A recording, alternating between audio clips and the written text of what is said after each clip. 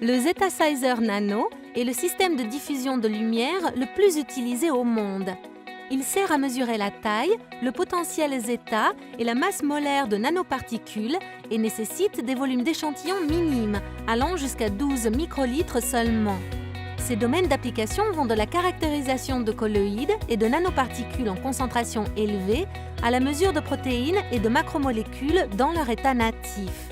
De nombreux accessoires sont disponibles pour l'adapter à des applications variées. Par exemple, le titrateur MPT2 permet une automatisation d'un certain nombre de mesures qui sont habituellement nécessaires lors de la caractérisation de la taille et du potentiel zeta des particules et des macromolécules. Il peut également être utilisé pour déterminer la variation du potentiel zeta en fonction du pH, la détermination du point isoélectrique, ainsi que les mesures de tendance en fonction de la température, telles que la détermination du point d'agrégation de la protéine. D'autres accessoires permettent l'analyse de différents types d'échantillons.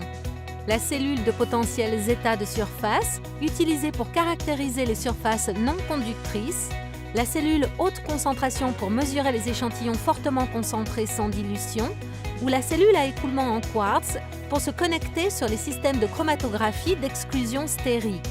Réaliser des mesures d'échantillons avec le Zetasizer Nano est très simple et ne nécessite pas plus de 2 clics de souris. Des procédures opérationnelles standardisées sont fournies avec le logiciel. Elles assurent le préparamétrage de l'ensemble des conditions de mesure et vous indiquent les cellules à utiliser.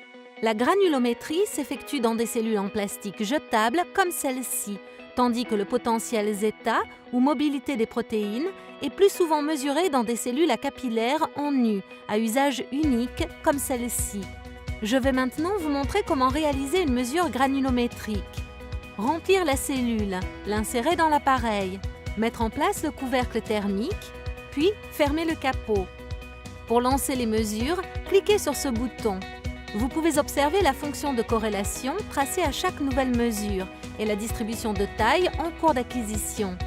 Une fois les mesures terminées, les résultats s'affichent dans la section dédiée du logiciel du Zetasizer.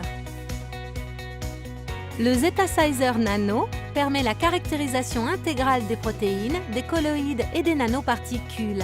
Il est facile à utiliser, très précis, polyvalent et rapide.